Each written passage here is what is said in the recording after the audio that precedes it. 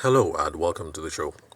Today, the question we're going to tackle is what does your ideal prospect look like and why that is the most important question that you can ask yourself in business.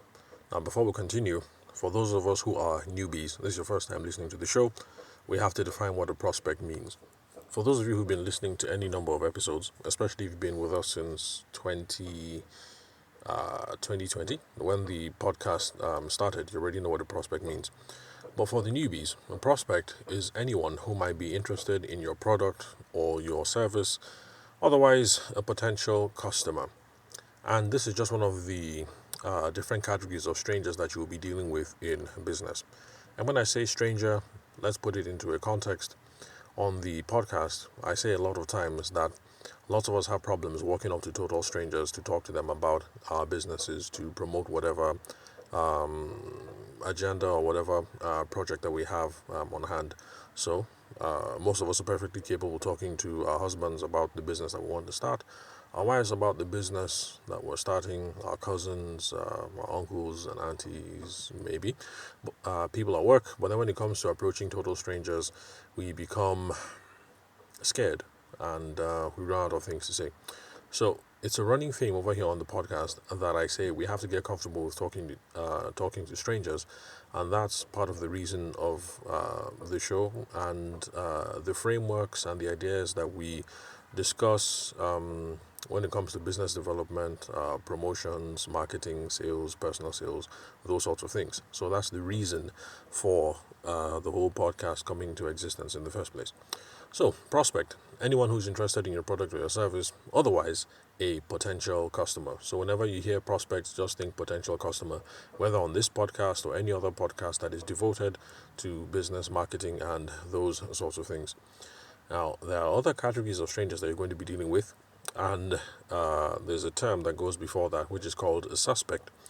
It's not a very popular term, but just so you know that it's out there in case you're listening to another business minded show and you hear the term suspect.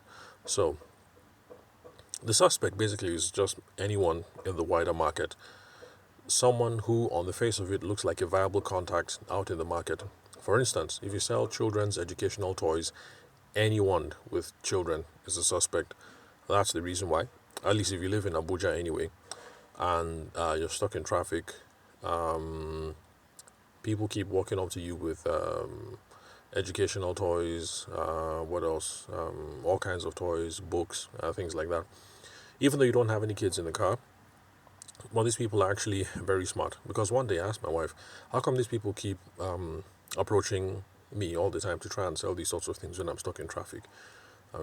Do they just look at me and think that I have children? And then my wife pointed out, you have a baby chair in the back. I was like, oh yeah, that's right. It makes a lot of sense. So these guys that are out there in the street, they are looking for suspects, which looks like any viable contact that is out there in the market. So someone is stuck in traffic. He's sitting there. He has a baby seat in the back. There are no children there. You just make a fair assumption. This must be his car. This must be his kids. Let's approach him. Let's sell toys. Let's try and strike up a conversation. So at that stage, I'm a suspect. And any other viable person stuck in traffic is a suspect. Now, if I engage the dude in conversation and I say, hey, bro, come over here. How much do you sell this?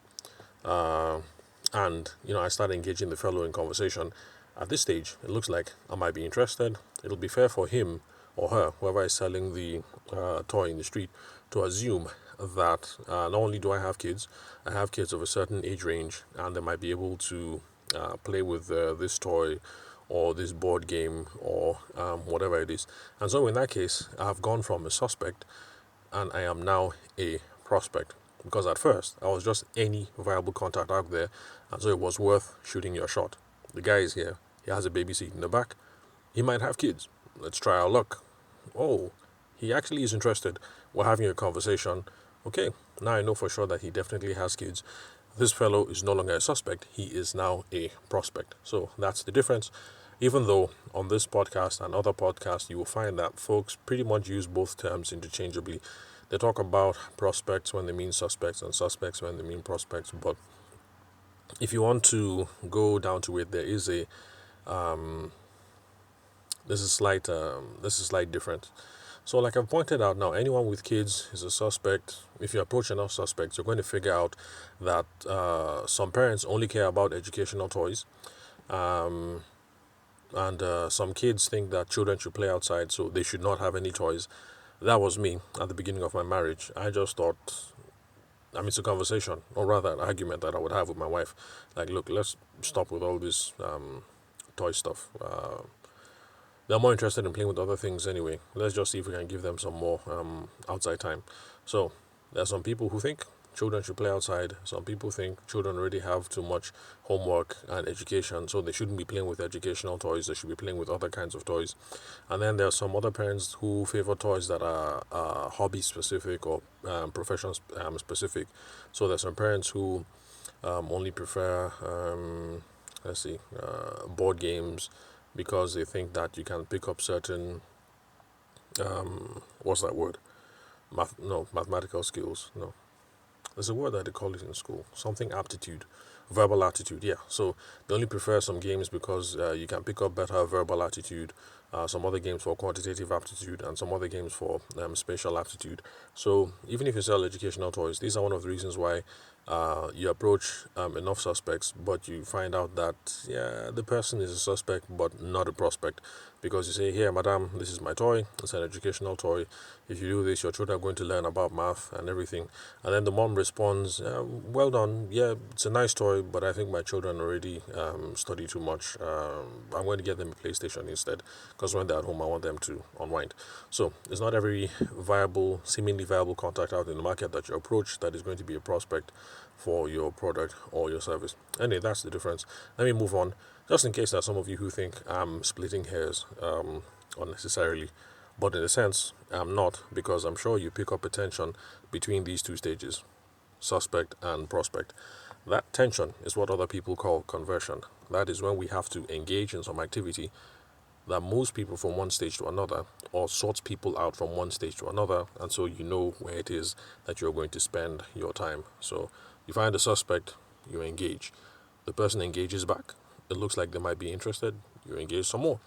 And it's only then that you're going to be able to move people gradually from one stage onto another until you have a buying customer. So, what does the ideal prospect look like, and why is this the most important question to ask yourself in business? The reason why this is the best question to ask yourself is because the best use of your time or your money is to spend it in income producing activities. Those are the things that you do in the business that bring money in at the end of the day. Because, especially in the business, if you're doing lots of stuff that is not income producing, you're just sitting down there, you're playing business, but you're not bringing in any money, you're going to wind up the business pretty quickly, and you're going to have a frustrated spouse. Your husband is going to be upset that, look, madam, you've been at this business 3 years, 5 years, 7 years. What's happening? No money. Or your wife will be looking at you like, hey, dude, I've been behind you. We've been at this 7 years, 10 years, no money. What's going on? So that's because you're not spending your time in income producing activities. So, income producing activities, that's what's going to lead to profits. And so, we need to come up with a plan of going out there and getting the income. So, if we're mulling around all these questions in our mind, we now have to try and figure out how we can leverage our time and focus on ideal, high probability prospects to begin with. So, back to the person who sells toys in traffic, whether educational toys, because yes, I've been approached in traffic a woman who sold what's it called, a board game that teaches children Bible passages. So yes, there are educational toys that are being sold in traffic. So you need to spend your time with high probability prospects, and we need to figure out how. We need to figure out how to approach people who are likely to buy, so don't end up wasting our time with time wasters. So those young men, they figured out a nice ploy. Anybody who has children in the car, let's go approach them. Even though there are no children in the car, if we see anything like a child's baby seat, let's go ahead and approach them. And then the woman with the board game, same thing. Children in the car, approach. Chair, approach. If it looks like the fellow is a Muslim, don't approach, because after all, this is a Bible game. And then what else? So just like me, if you're curious and you're wondering, how do these people know this stuff about me because they approach me all the time? These are all the simple cues that they're using. So the whole point is, how do we leverage our time, focus on high probability prospects, the people that are going to end up buying with us, so that we can separate the wheat from the chaff. We can only talk to the people who are interested and keep away from time wasters. In my own personal opinion, even though I've heard the word a lot back, especially when I was in the wedding space, that this person is just a time waster, this bride is unserious, she's a time waster. My own personal opinion, there's no such thing as a time waster when it comes to dealing with potential customers, because we are the ones who waste our time by failing to use proper sales and sales techniques and business development frameworks. So if we have the right frame of mind, we're going to be able to sift through people. The potential customer is not a time waster because she didn't wake up and decide, you know what, let me waste Tabishima's time today. Let me waste Kemi's time today. I have absolutely nothing better to do with my time. A potential customer is just a potential customer. So the onus of not wasting our time lies with us. And that's why this podcast, the frameworks that we discuss over here, are important. So, what does the ideal prospect look like? We have to go through a process of sorting through people and creating a profile, and that involves doing a number of activities that we've discussed time and time again on the show.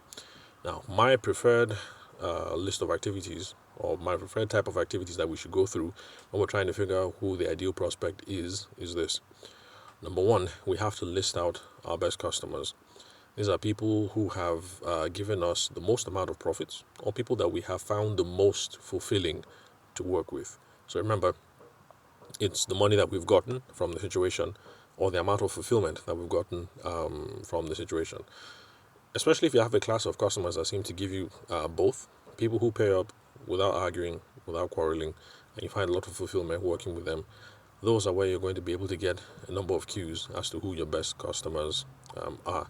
Now, the reason why I say that this is the best approach to go through is because people spend a lot of time in brainstorming sessions. You sit down and they're coming up with a list of basically just imagining stuff that, okay, my ideal customer would be a woman who is 55, who is stylish, who works in tech, and who has 3 children, and blah blah blah blah blah. So we're just coming up with stuff that sounds nice, sounds fanciful, and yeah, it would be nice to have that ultra high achieving woman as our customer.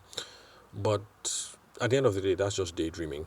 But then, if you've done any amount of work in the past, you have your product, you have your service, you have your educational toy or whatever, you've approached a bunch of people, you've spoken to 10, 20 people in the past, you can sit down, pull out your phone, look through your invoices, or look through your pay statements, and start asking yourself a couple of questions. So the pay statements, that will give you a sense of the folks that you've done business with in the last couple of months or the last year or whatever. So who paid you? And then start asking yourself these questions. So you look at it. Number one, Madam Ogedengbe, she bought 5 boards from me last year at so and so amount. She asked for a discount.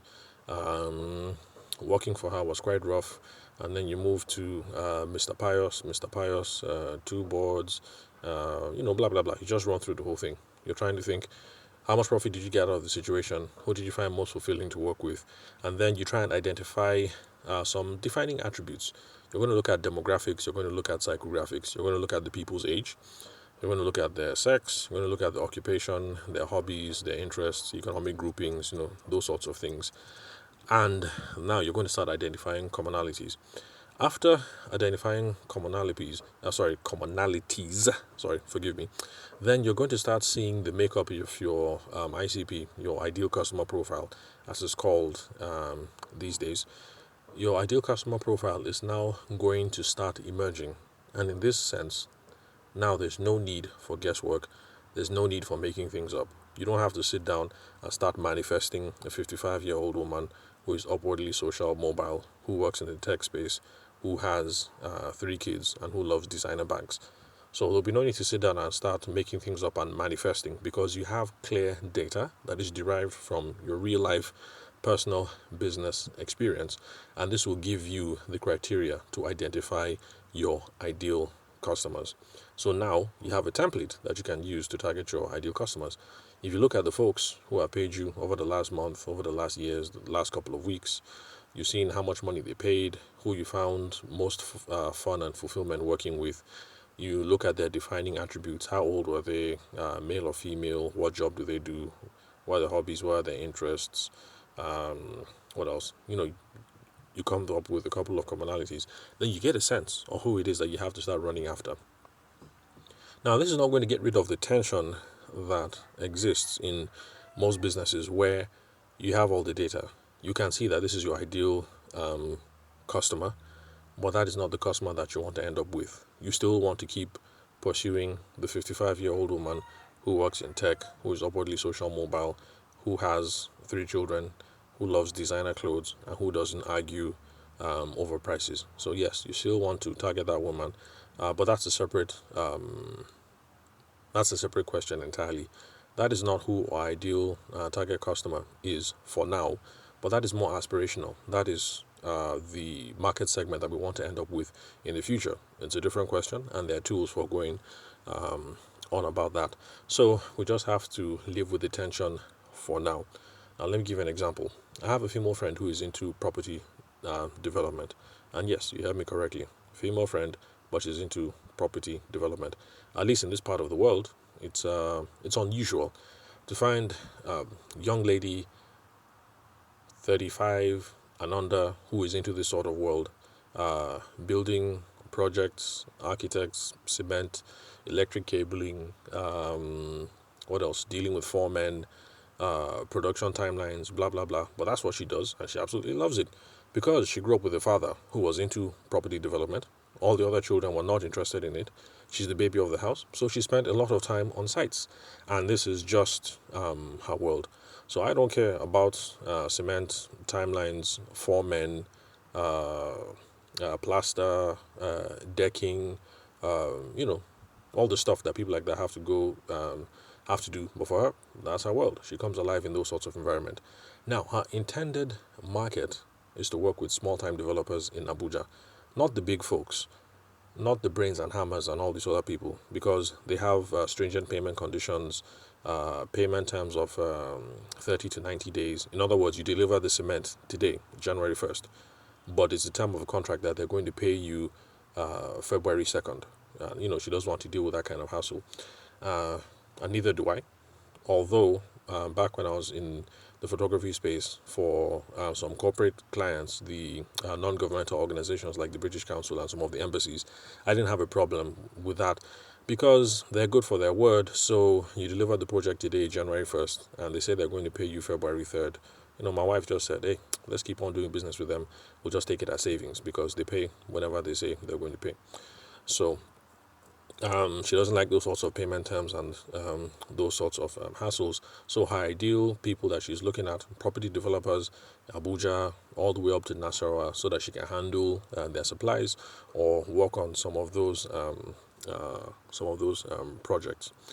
But in actual practice, after drilling down and asking a couple of questions, it has become clear. Well, to her credit, she did this exercise without me. So it's something that she came to.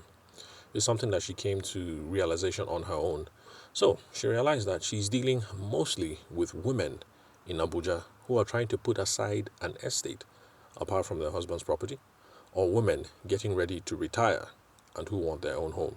So she's been doing this for over a decade, and even though she intends to work with small-time property developers, that's where she wants to go.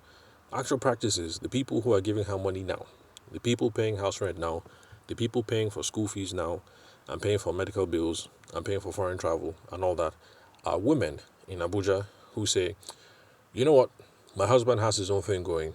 I don't have my own thing going. I don't like that. Let me start building 1 or 2 houses so I can collect rent. Let me have my own thing. Or it looks like my husband might have his high piece. I don't want any troubles with my children. Let me just put aside something for myself so that push comes to shove, I have my own house, or my children have something that they can inherit without any contention. Or women who are like, you know what, I'm at the peak of my career now. I'm a deputy director, I'm a director, I'm a executive MD, or whatever. I'm going to retire in 5 years. It doesn't make sense that I don't have anything to my name. Let me start building let me start putting something. I've already bought land. Let me start building little by little.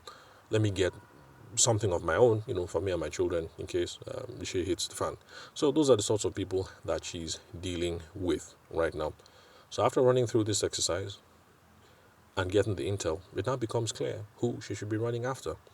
Yes, it's a good idea that you want to chase property developers, the small time players or the medium time players or the big players. Yeah, eventually we will get to that. But right now, if this is where you're getting most of your money, this is where you should be spending your time, especially since you know these people, you know where to chase them. It'll be easy to get referrals from them.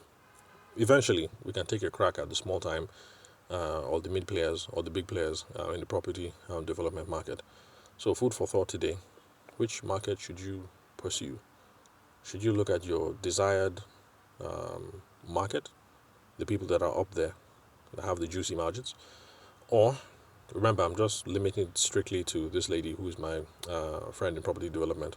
Or we should be looking into the untapped market of women builders who are inexperienced and who are trying to put up a private residence or who are trying to put up an estate.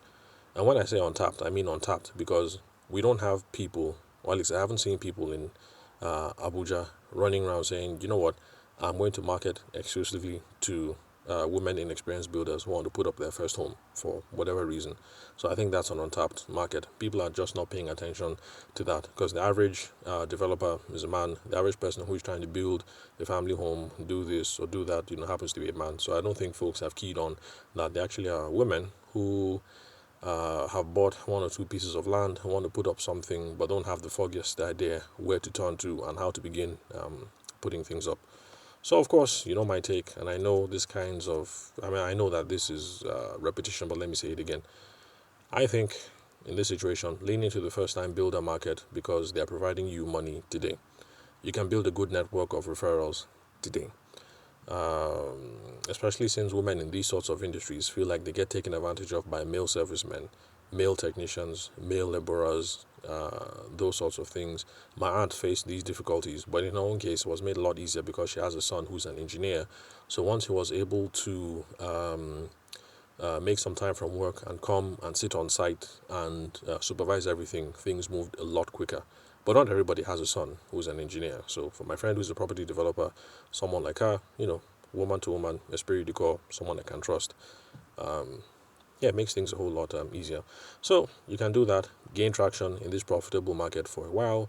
It will provide the momentum that you need and the work experience that you need to start pursuing lucrative offers later on. So by the time you start talking to medium players and all that, it'll be a matter of, look, I've been in this business for 10 years. I've supervised the building of 80 houses. I helped get finance for the end client for 20 out of the 80, something. You have a better bargaining power, basically. So, anyway, I'm sure that you guys can see that these are the sorts of questions that you have to tackle, and these are the kinds of insights that you will get that will make your business very, very profitable. And for those of you who have heard about the Brunch and Bond event that is happening on the 22nd of June, where I'm going to be speaking about bridging building the bridge to sales. This is a female professional networking event. And for those of you who don't see any value to these sorts of things, these are precisely the value that you can gain from these sorts of things, because you're going to have a speaker, a professional like me, talking about these sorts of things, and in the crowd you're going to have women out there like you, if you're a female listener, trying to build businesses and trying to navigate certain difficulties. You're going to hear from me. You're going to get to be able to build relationships with them, and that's going to help your business thrive and succeed. So, if you have problems figuring out who your ideal prospects are, connect with me on LinkedIn. And that's all for today. Remember, you can subscribe for free. The name of the show is Sales for the Nigerian Business Person Podcast. We are available and confirmed on Spotify, on Google Podcasts, Apple iTunes, Pocket Casts, Overcast, any podcast player of your choice. I should be there. So remember, connect with me on LinkedIn. The name to look for in whatever app you're searching for the show or searching for me is Tavishima Ayede. You have difficulties with spelling the name, just check the podcast profile in whatever player you're using. My picture is there. You'll see my handsome mug, and you also get to see my email address, and then you see how my name is spelled. So remember, you're not going to find me spending lots of time on Instagram, Twitter, or TikTok these days, but the old videos on TikTok and Instagram are still there. So thanks for your time and attention. I'll catch you guys at the next episode.